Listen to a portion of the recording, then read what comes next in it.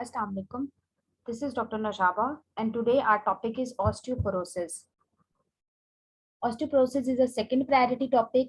ये बहुत ज़्यादा इम्पोर्टेंट नहीं है, एज सच आपसे मेडिसिन में बहुत कम पूछा जाता है, लेकिन आपने इसको स्किप नहीं करना, आपने कवर करना है, ठीक है। तो ऑस्टियोपोरोसिस आप पहले भी पढ़ के आए हैं पिछली क्लासेस में कि क्या होता है। इसका मतलब ये है कि आपकी बोन्स का जो मैस है वो डिक्रीज कर गया है, जिसकी वजह से बोन्स में अब इतनी कैपेसिटी नहीं रही कि वो अपनी स्ट्रेंथ जो है वो मेंटेन कर सकें, ठीक है। और हम कब कहते हैं ऑस्टियोपोरोसिस, जब बोन मिनरल डेंसिटी जो है वो एटलीस्ट 2.5 स्टैंडर्ड डेविएशन बिलो हो जाती है as compare to the standard value जो हम नॉर्मल इंडिविजुअल्स के लिए यूज करते हैं, ठीक है। कितनी वैल्यू हो जाती है बोन मिनरल डेंसिटी की, क्या नॉर्मल रेंज है, ये सब आपको याद करने की जरूरत नहीं है। देन हमारे पास है मैकेनिज्म ऑफ ऑस्टियोपोरोसिस। तो क्या मैकेनिज्म होता है ऑस्टियोपोरोसिस का, क्यों बोन जो हमारे पास बोन मैस है वो डिक्रीज हो जाता है, क्योंकि जैसे जैसे एज इंक्रीज होती है, विद इंक्रीजिंग एज, स्पेशली जब आप 30 क्रॉस करते हैं, तो क्या होता है कि रेट ऑफ बोन फॉर्मेशन जो है वो कम हो जाता है और रेट ऑफ बोन रिजॉर्प्शन जो है वो ज्यादा हो जाता है, ठीक है। लेकिन ये उस ओल्ड एज में तो नॉर्मली होता ही होता है। अगर ये 30 ईयर्स से पहले होना शुरू हो जाए कि हमारे पास बोन रिजॉर्प्शन जो है वो ज्यादा हो रही है as compare to bone formation, तो उसमें उस कंडीशन को हम ऑस्टियोपोरोसिस कहते हैं, ठीक है। पोस्ट मेनोपॉजल वुमेन में भी ये होता है और एल्डरली मैन में भी होता है। ये एज फैक्टर आपने ये एज सच जो है नहीं भी याद रहता तो इट्स ओके, बस आपने ये बात याद रखनी है कि हमारा जो बोन फॉर्मेशन हो रही है that is less as compare to bone resorption, या in other words bone resorption ज्यादा हो रही है अगर, तो बोन डिजॉल्व ज्यादा होगी, नई बोन फॉर्मेशन कम होगी, तो बोन की जो डेंसिटी है वो रिड्यूस हो जाएगी। नेक्स्ट हमारे पास है क्लासिफिकेशन ऑफ ऑस्टियोपोरोसिस। तो ऑस्टियोपोरोसिस प्राइमरी होती है और सेकेंडरी होती है। प्राइमरी ऑस्टियोपोरोसिस का क्या मतलब है, प्राइमरी को फर्दर हमने डिवाइड किया हुआ है टाइप 1 में और टाइप 2 में। टाइप 1 जो है ये पोस्ट मेनोपॉजल वुमेन में होती है, और टाइप 2 जो है ये मेन और वुमेन दोनों में इक्वली प्रेजेंट होती है, ठीक है। और जो टाइप 1 है वो उसके लिए जो एज लिमिट है दैट इज 51 टू 75 ईयर्स, और टाइप 2 के लिए जो एज लिमिट है that is more than 70 years. तो अब दोनों में फर्क क्या है और क्यों हमने इनको क्लासिफाई किया हुआ है। तो एक तो एज की बेसिस पे कि अगर 51 से 75 है तो टाइप 1 होगी, और अगर मोर देन 70 है तो टाइप 2 होगी, ठीक है। दूसरा टाइप 1 में क्या होता है कि हमारा जो ट्रेबिकुलर बोन है या बोन मेशवर्क जो है उसका बहुत ज्यादा लॉस होना शुरू हो जाता है, ठीक है। और टाइप 2 में क्या होता है कि कॉर्टिकल और ट्रेबिकुलर बोन इन दोनों पोर्शंस का लॉस होना शुरू हो जाता है, ठीक है। तो ये इन दोनों में फर्क है। थोड़ा सा पैथोलॉजी में फर्क है दोनों की, कि टाइप 1 में सिर्फ ट्रेबिकुलर मेशवर्क लॉस होता है बोन का, लेकिन टाइप 2 में कॉर्टिकल और ट्रेबिकुलर बोन सेगमेंट्स दोनों का लॉस होना शुरू हो जाता है, ठीक है। और टाइप 1 की एग्जांपल क्या है हमारे पास, कूलीज फ्रैक्चर, ये आप ऑर्थो में डिटेल में पढ़ लेंगे कि कूलीज फ्रैक्चर क्या होता है। और टाइप 2 की क्या एग्जांपल है हमारे पास कि अगर फेमोरल नेक का फ्रैक्चर हो जाता है या फिर प्रोक्सिमल ह्यूमरस का, तो ये हम टाइप 2 ऑस्टियोपोरोसिस में कैटेगराइज करेंगे, ठीक है। सेकेंडरी ऑस्टियोपोरोसिस क्या होती है, जिसमें हमें कोई ना कोई कॉज पता हो, जैसे अगर पेशेंट जो है वो एक्सेस स्टीरॉइड्स ले रहा है, या उसको कुशिंग सिंड्रोम है, या अगर इमोबिलाइजेशन है, प्रोलॉन्ग्ड बेड रेस्ट पे है पेशेंट, हाइपरथायराइडिज्म है, उसको विटामिन डी डेफिशिएंसी है, तो कोई भी ऐसी चीज जो बोन पे जाके इफेक्ट करेगी और हमें ऑब्वियस कॉज उसका पता भी चल रहा हो उस टाइम, तो उस ऑस्टियोपोरोसिस को हम सेकेंडरी ऑस्टियोपोरोसिस में कैटेगराइज करेंगे, ठीक है। ये जो क्विक हिट्स दिए होते हैं ये आप एक दफा पढ़ लिया करें, इसमें आपकी बहुत इंपॉर्टेंट पॉइंट्स होते हैं, जैसे कि यहाँ बताया हुआ कि ऑस्टियोपोरोसिस जो है it is a silent disease, और ये एसिम्प्टोमेटिक होती है। पेशेंट सिम्टम्स कब शो करता है, जब उसको फ्रैक्चर्स होते हैं। नेक्स्ट है हमारे पास रिस्क फैक्टर्स क्या हैं।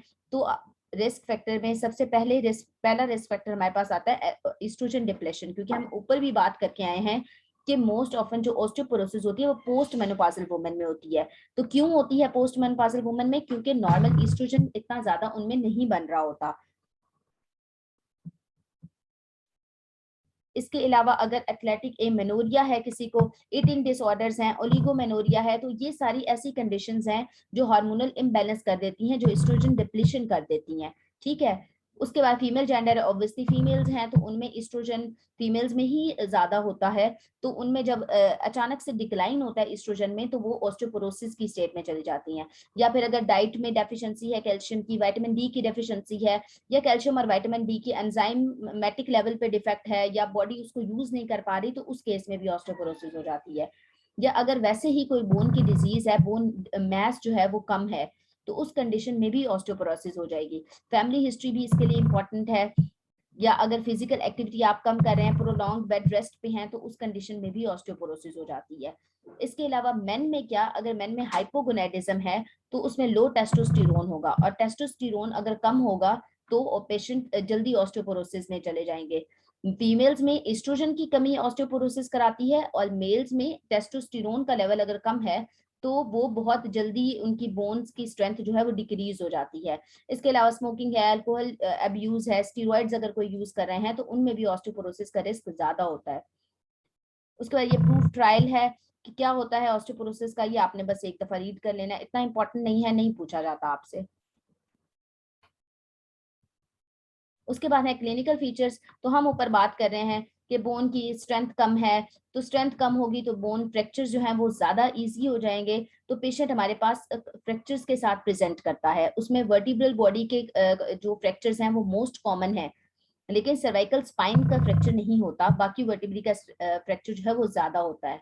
तो जब भी पेशेंट को कोई फ्रैक्चर्स होना शुरू हो जाते हैं तो वहां पे पेन होती है, डिफॉर्मिटी होती है, और पेशेंट हमारे पास सीवियर बैक पेन के साथ प्रेजेंट करते हैं कि ट्रॉमा तो बहुत थोड़ा सा हुआ था लेकिन फ्रैक्चर इतना ज्यादा हो गया कि पेशेंट सीवियर पेन के साथ हमारे पास प्रेजेंट करते हैं। इसके अलावा जो स्पाइनल मूवमेंट है वो भी रिस्ट्रिक्ट हो जाती है।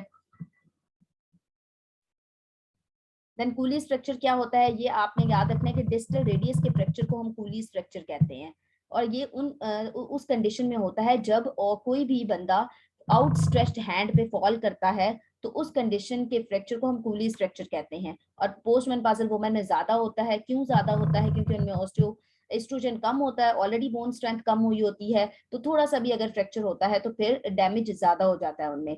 इसके अलावा हिप फ्रैक्चर्स के साथ प्रेजेंट करते हैं, या इंक्रीज इंसिडेंस इनमें होता है लॉन्ग बोन फ्रैक्चर्स का, लाइक ह्यूमरस का, फीमर का, टिबिया का।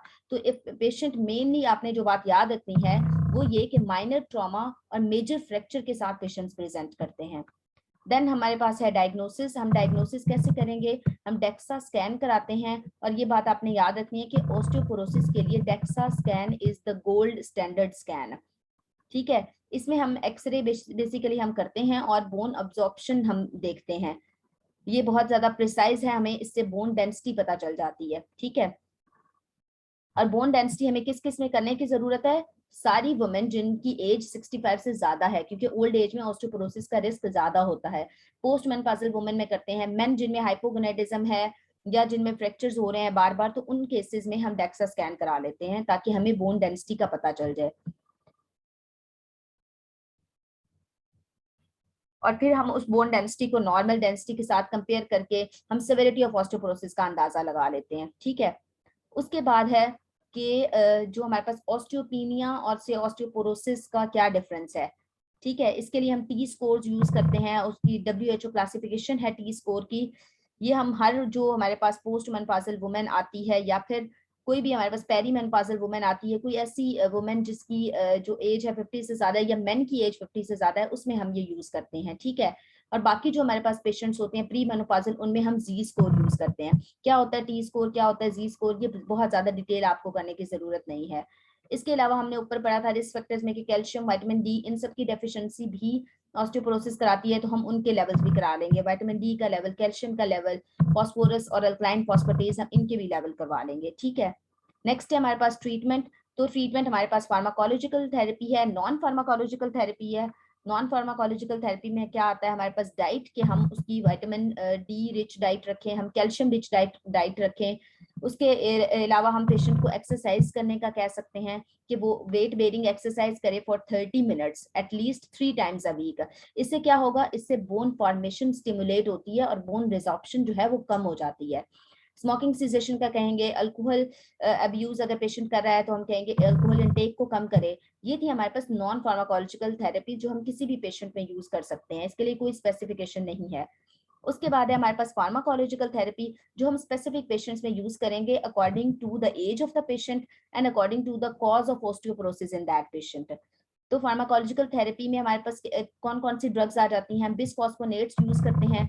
ये क्या करते हैं, ये इनहिबिट करते हैं बोन रिजॉर्प्शन को, ठीक है। इसके अलावा हम पैराथायराइड हार्मोन यूज करते हैं, क्योंकि पैराथायराइड हार्मोन जो है वो बेसिकली इंक्रीज करती है बोन मिनरल डेंसिटी को, ठीक है।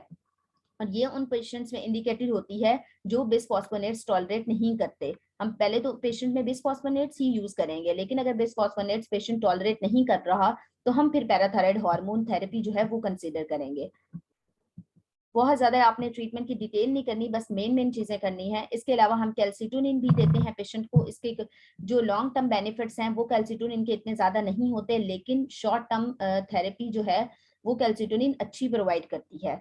इसके अलावा हम और क्या यूज कर सकते हैं, हम एस्ट्रोजन प्रोजेस्टिन थेरेपी भी यूज करते हैं, लेकिन ये फर्स्ट लाइन अप्रोच जो है इतनी ज्यादा नहीं है। क्यों नहीं है, क्योंकि जो हार्मोन्स हैं ये इतना हार्मोन इम्बैलेंस कर देती हैं कि पेशेंट में स्ट्रोक का और ब्रेस्ट कैंसर का रिस्क इंक्रीज हो जाता है। इसलिए नो डाउट इसका ऑस्टियोपोरोसिस में तो फायदा है, लेकिन इसके हार्मफुल इफेक्ट्स ज्यादा हैं, इसलिए हम इनको फर्स्ट लाइन अप्रोच के तौर पर यूज नहीं करते। तो हम क्या क्या यूज करते हैं, बिसफॉस्फोनेट्स यूज करते हैं, हम पैराथायराइड हार्मोन थेरेपी यूज करते हैं, कैल्सिटोनिन यूज करते हैं और एस्ट्रोजन प्रोजेस्टिन थेरेपी भी यूज करते हैं, ठीक है। ये हमारे पास टी स्कोर उन्होंने दिया हुआ है कि नॉर्मल कितना होता है, ऑस्टियोपेनिया में कितना है, ऑस्टियोपोरोसिस में कितना है। ये आपने अगर पढ़ना है तो आप एक दफा देख लीजिएगा।